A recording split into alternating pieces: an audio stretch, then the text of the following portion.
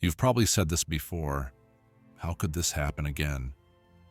Another war, another heartbreak, another broken promise. We look at history, or at our own lives, and we're stunned by the repetition, as if the same scenes are being played on loop. Didn't we learn? Didn't we say never again? So why do we keep walking in circles over and over again?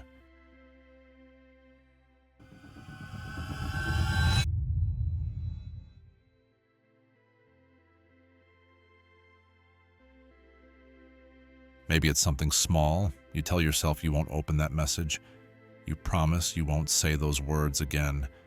And then you do. Or maybe it's bigger. Years go by, you meet someone new. But the pattern is the same. The same arguments, the same distance, the same slow collapse. We don't repeat because we're stupid. We repeat because something deep inside us pulls us toward what's familiar, even when it hurts. Freud called it repetition compulsion, the strange and powerful urge to relive a past trauma, as if trying to master it, to fix it, to rewrite the ending. But we rarely do. Instead, we orbit around it, again and again.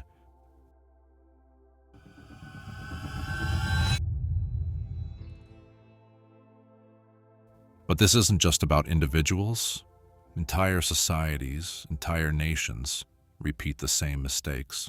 In the 20th century, the world looked back on the Holocaust and said, never again. But it happened again, in Cambodia, in Rwanda, in Srebrenica, in Syria. Think of the Vietnam War, a long, costly, and devastating conflict that scarred a generation and ended in tragedy. And yet, 2 decades later, Iraq, then Afghanistan, different names, different borders, but the same basic story. Fear, power, illusion. Mark Twain is often quoted as saying, history doesn't repeat itself, but it rhymes. It rhymes, and sometimes it mocks us.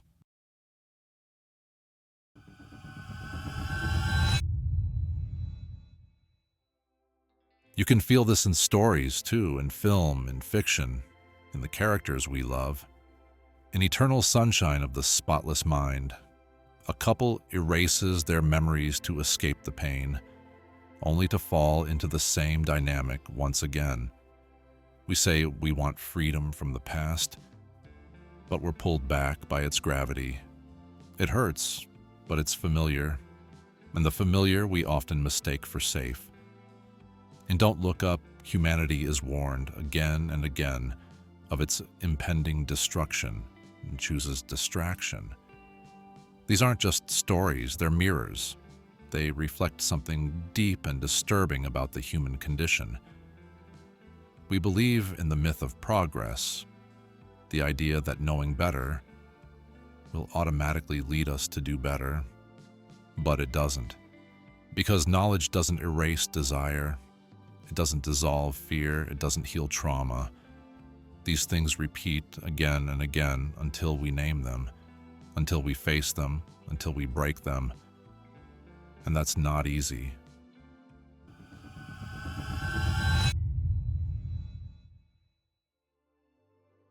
Friedrich Nietzsche wrote about eternal recurrence, the idea that life might be doomed to repeat itself endlessly, like a wheel turning in place.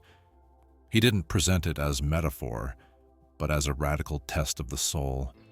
If you had to live this exact life again, every pain, every mistake, every regret, would you say yes? Could you embrace the repetition, not as punishment, but as something you must choose?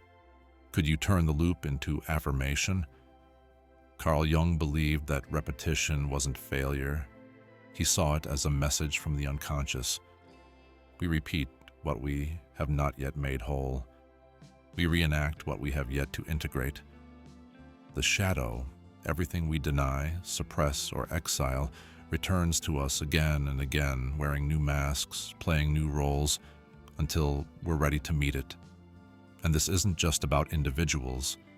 The collective unconscious, that deep well of archetypes and patterns we share, also loops, Racism, authoritarianism, patriarchy, they aren't just political structures, they are psychic structures.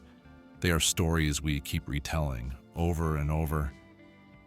Albert Camus, writing in the face of absurdity, insisted that rebellion itself is a kind of dignity.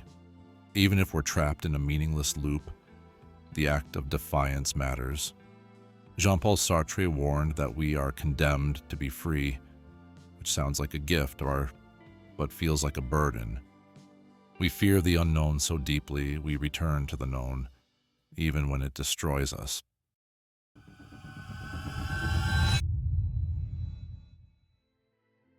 So how do we break the cycle? Maybe the first step is letting go of the illusion that it breaks quickly, or painlessly, or that it breaks at all. Repetition isn't just a bug in the system, it is the system. It is how we are wired to survive and how we get stuck. Our thoughts follow the same neural paths, the way rivers follow the grooves of dried earth.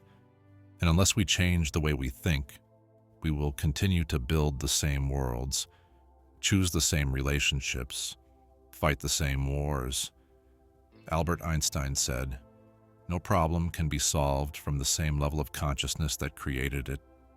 As long as the frame stays the same, so will the outcomes." Hegel observed, "What experience and history teaches this? That people and governments have never learned anything from history. We suffer, but we don't transform, because learning is not the same as changing." Karl Marx, ever the sharp observer, wrote, "History repeats itself, first as tragedy, then as farce. We don't just make the same mistakes. We make them cheaper, louder, more grotesque." Jung warned, "Until you make the unconscious conscious, it will direct your life, and you will call it fate. What we refuse to see will keep returning, until we do. So maybe the way out is not forward, but inward, to reforge the way we think, to stop letting habit think for us, to stop mistaking fear for reason, to stop mistaking comfort for wisdom. This is not a breakthrough. This is a discipline, a lifelong practice. Awareness is not a moment. It's a mode of being. And repetition, it's not always a vice. Sometimes it's necessary. Sometimes we need to circle the same ground until we finally see what we've been walking around. But once you notice the loop, it's no longer a loop, it's a fork in the road.